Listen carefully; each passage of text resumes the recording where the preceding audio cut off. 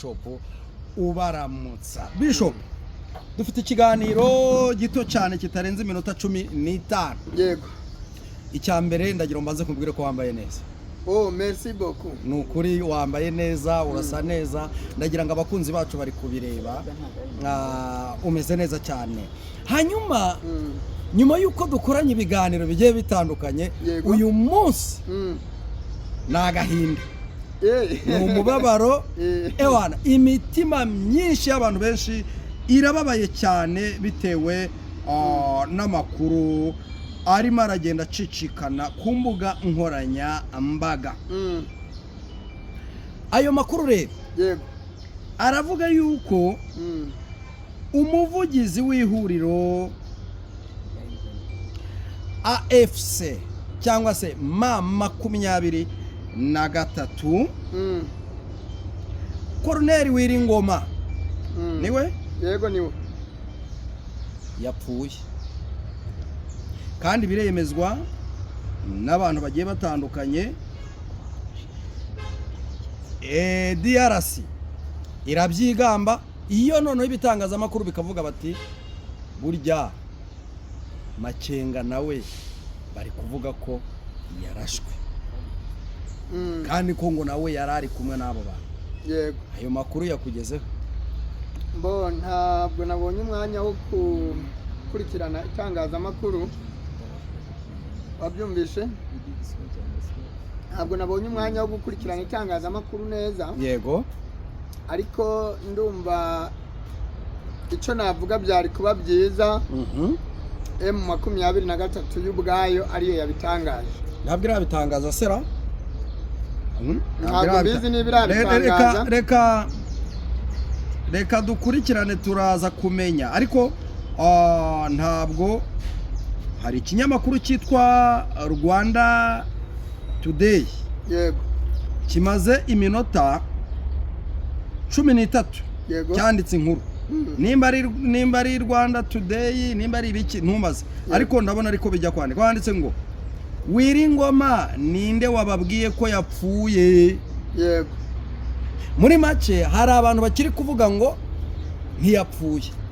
Yego nejo. Abandi bakavuga bati yapfuye. Njewe impamvu ndi kukubaza ibi bintu nuko uri umwe mu bahanuriye M23 ugahanura abanyamurenge ukababwira umuti Imana iri kumwe namwe ibintu byose bizagenda neza cyane. Yego. None ko yapfuye. None ikibyemeza ni igiki? Njewe narimvuze nti byakabaye byiza AFC y'ubwayo ariyo yasohoye itangazo. Kuba ibinyamakuru byinshi biri kwandika iyo nkuru. Yego. Ntabwo njewe ndi butere vindende ko yapfuye. Ariko niyo byabaho agapfa. Ntabwo urupfu rwa Colonel Wiringoma ruhindura umugambi w'Imana. Nta nubwo rubuza abasigaye kubana n'Imana cyangwa kuba Imana yabashigikira. Utari warenga aho ngaho. Yego. Wowe nkawe reka yenda tubifate nk'ukuri. None bibaye ari ukuri. Sibyo? Bibaye ari ukuri, aya makuru ari ukuri. Yego. Twaba M23 yabihombye iki? Abarundi mu byishimo bagira n'abakongomani kuko ndabizi neza nimba ugiye kurwana n'umuntu ugiye kurwana mudashinyika. Yego. None wumvise arapfuye. Yego. Ibyishimo bagira ntubona ko bya motivation y'ingabo ziri ku rugamba. Ibyishimo bagira bakaba barushirizaho kwica n'abandi. Ibyishimo bagira bibateranya n'Imana. Ibyishimo bagira bibatera ibibazo, bibatera n'ibyago kubera ko Bibiliya iravuga ngo ntimukishimire ibyago bya bagenzi banyu. Kwishimira ibyago rero byabaye ntabwo bituma Imana ibabwira ngo ndabemera, ahubwo barushaho kwiteranya n'Imana. Rero ndumva nta gitangaza kirimo ubwo M23 itarashira hanze iryo tangazo ngo ibyemeze. Njewe ntabwo nkangwa nuko ibinyamakuru byinshi bivuze cyangwa se byanditse cyane ko njewe nta makuru ijuru riramo. ntabwo ijuru rirakubwira niba ntabwo ijuru rirampa ayo makuru yatabarutse cyangwa atatabarutse. ntabwo ijuru rirabimbwira. Byakugendekeye gute ko uri umwe mu bantu bavuganaga n'ijuru nk'uko abantu bari kuvugana muri iyi minsi, ko wari uri mu murimo w'Imana? Wagize intege nke ku buryo nta ijuru ritari kuguha amakuru? Iyo umuntu afite umubyeyi, urareba inani ntigo hasi, iyo umuntu afite umubyeyi ntabwo yiha. Yego. Iyo yihaye ni ingeso mbi. Ntaho bitandukaniye n'ubujura. Iyo umuntu afite umubyeyi afata icyo ahawe agategereza yuko ahabwa. Rero nanjye ntabwo mbyiha. Data nta kintu arantangariza, niyo mpamvu bigoye kubyemeza. Cyane ko nanjye ubwanje hari ibinyamakuru birenze kimwe bimaze kunshiraho lipu bikatangaza ngo Bishop Buhungu Abeli yapfuye. Byarabaye. Yesu wanjye. Byarabaye, abantu benshi bagahamagara nimero yanjye bapima ngo bumve, nabitaba bati ni wewe, ni Bishop Abeli, ni njyewe. None ko banditse ko wapfuye, ntinabishakira views mu bihore. Ukamutekereza ko bishobora kuba ari views? Ari views, ari binyoma. Yego. Ukuri nukwa AFC M23. Muri make uravuga uti reka dutegereze itangazo yego rya 23 nibo bazatubwiza ukuri, wowe nicyo uzemera? Of course niko kuri. Uko ukuri nukwa nyirako. Ibindi byose byo hirya no hino ni ibinyoma. None kuba Abarundi baserebuye, nongere nkigaruke kuko nturakinsubiza neza ngo nyumve, bagaserebura kubera ko umuntu yapfuye, bagaserebura bati byabaye. Mu by'ukuri kana uri Umurundi, urumva ibyo bintu byari bikwiye? Bari kubyina mbere y'umuziki. Reka kuko nubwo baserebura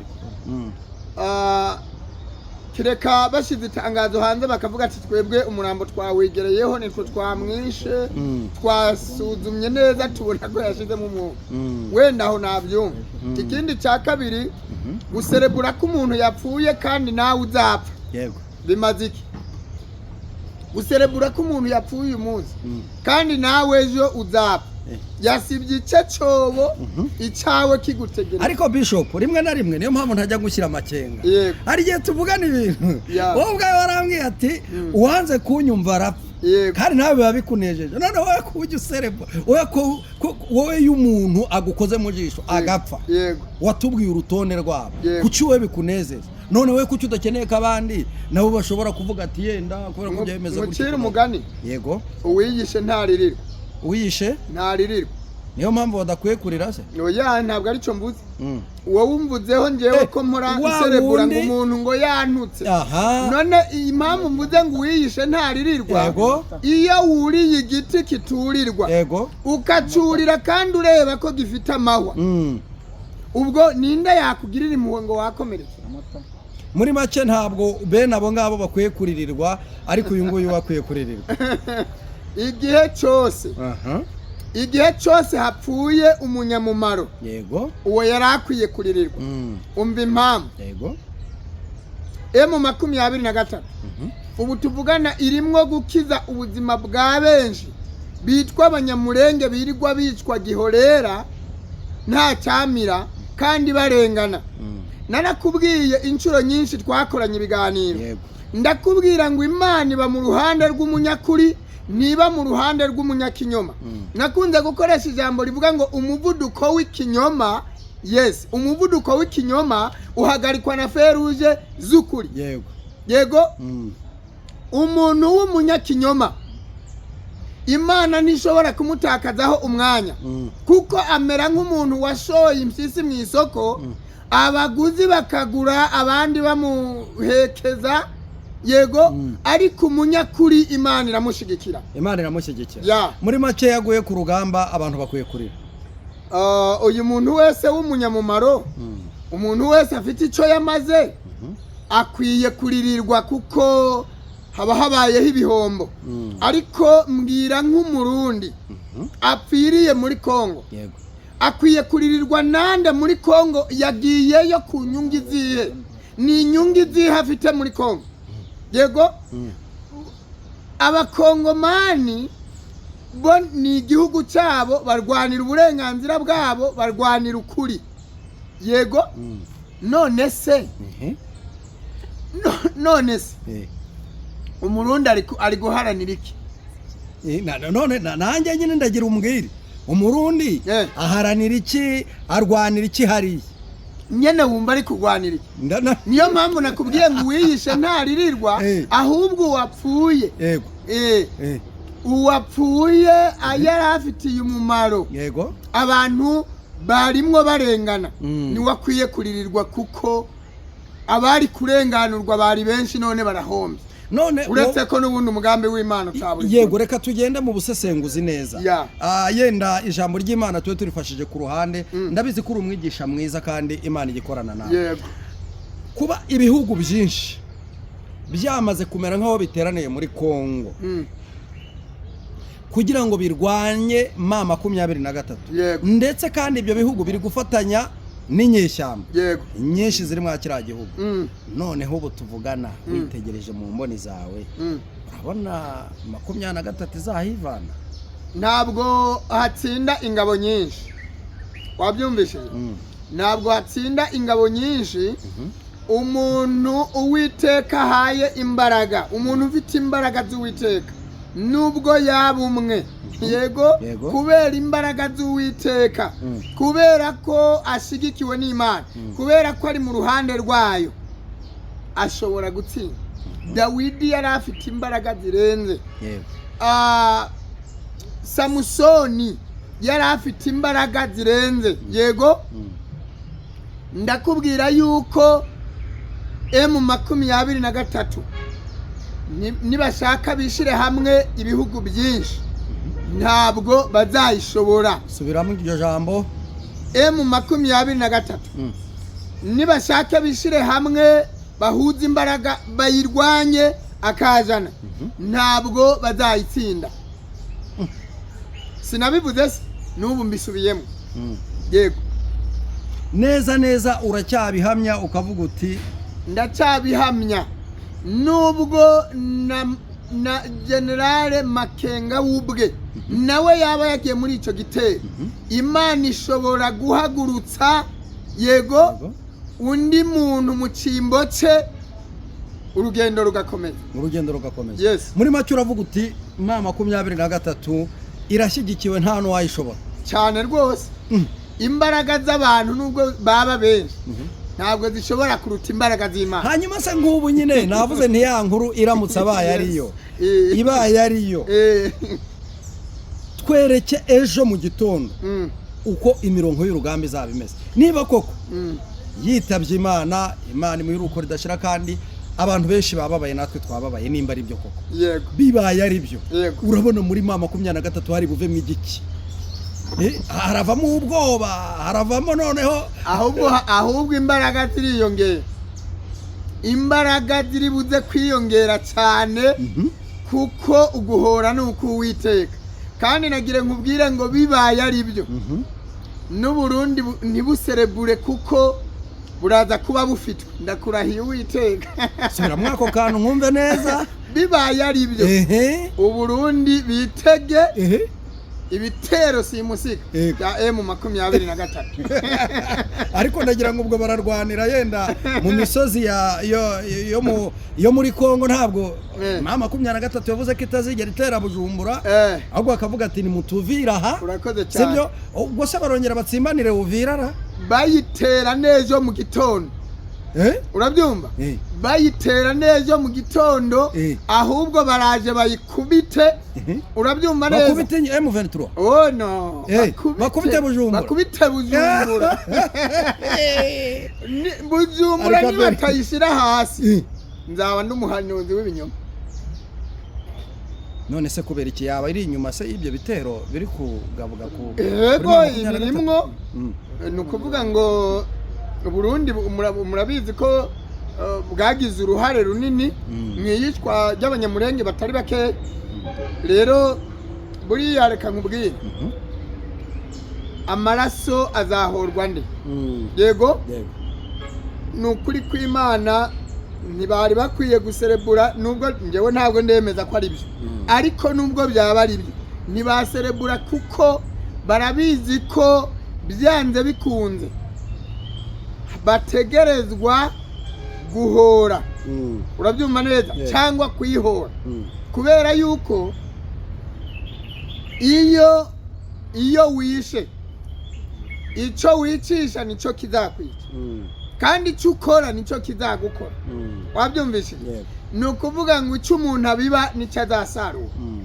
wewe ntiwice wibaza ko wowe utazica wewe wica nawe uzica yego ariko iyi niko Bibiliya ivuga inkota wicishije nawe niyo uzira none wumva bari guserebura iki nanjye biba byanyobeye biravuze ngo nabo rurabategereje cyane muri make abahanga ahubwo bagakwiye kuba bari gusenga bakarira ahubwo ririya ni itangiriro ryo kuramukwa kw'ibyo nahanuye wabyumvise reka se barundi se aratabaruka nawera ni ukuvuga ngo oya se mbwira ririya ni ukuvuga ngo buriya n'ubuhanuzi ahubwo bw'ibyo nahanuye busohoye kuko kuba hariya bakomeje kujya gusotora cyangwa kwendereza abakongomani yego niko gusohora kw'ibintu nahanuye ku gihugu cy'u Burundi wabyumvise yego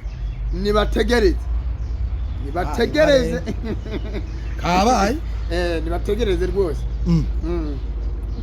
ibintu buze naho binteye ubwoba n'ubundi oya njyewe ibintu mvuga byose biba bikomeye kubera yuko byanze bikunze abantu bazemera kandi nagira nkubwire ngo iyo urugamba rukomeye nibwo ruba rugiye kurangira yes yego nibwo ruba rugiye kurangira reka twihanganishe abakunzi ba FC 23 niba koko iyo nkura rukuri ariko birabivyuya ntibiba amaraso yego rwose mu bantu bibabaje yego bamwe ndibaza ko banajya ahagaragara bakagaragaza umubabaro baba bafite kubw'uko uriya mugabo yaba yatabarutse kuko nakunze kumva abantu benshi bavuga amakuru ye n'ibigwi bye n'uburyo ki aharanira uburenganzira bw'ikiremwa muntu atifuza ingorane na gatoya ariko kumva ngo yapfuye byaba ari ikibazo ndetse kandi gikomeye hanyuma rero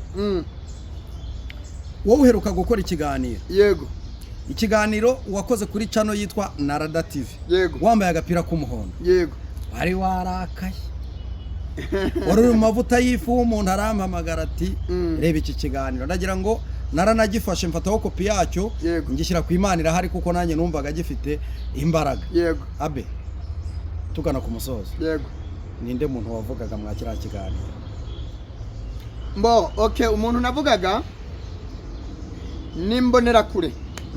nimbonera kure yampamagaye yego ishaka kuntera ubwoba ndamubwira ngo wewe haba mu mubiri no mu buryo bw'umwuka uri umwana mutoya ndamubwira ngo ikindi kuba wanyubahutse ukaba umpangaye njyewe wahangaye Imana iba muri njye Imana yampamagaye yego Imana idaca urwankunzi ntigukundiye kubaho ndamubwira ngo uzapfa yego kandi amaso yawe ntabwo azigera mbona urabyumva neza hanyuma nabivuze mbabaye bitewe n'amagambo yambwiye kandi iyo mbabaye hamanuka uguhora k'Uwiteka nadapfa nge nzaba ndi umuhanuzi w'ibinyoma kandi amaso yiwe nandeba kambona gutya uranyuma neza nabona ubwo bushobozi azangenza uko abishaka bishatse kuvuga yuko ejo bundi nujya i Bujumbura uzasanga yarapfuye ntabwo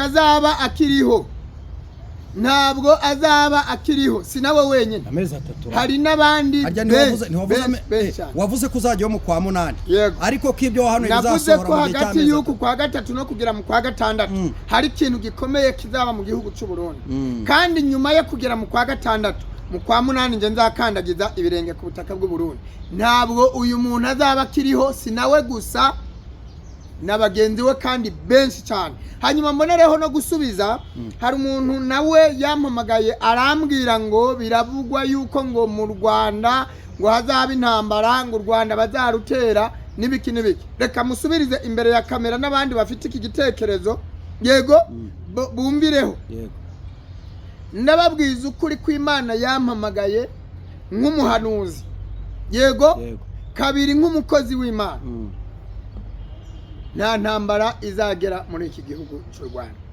Uranyuma neza? Mbaza ati kubera iki itahagera? Yego, nagira nkubwire ngo uretse nuko mpari, kuko kuba mpari byo byonyine ntabwo bishoboka ko intambara yahakandagira. Ngewe ndi inyungu ku bantu benshi, ndi inyungu ku gihugu, ndi inyungu no ku bihugu. Urabyumva? N'Uburundi bufite ibyago n'amakuba kuba narabuhagurutsemo nkagenda ku mugambi w'Imana. Yego, ndakubwiza ukuri, aha muri iki gihugu hari uburinzi bukomeye bw'Uwiteka. Urabyumva neza?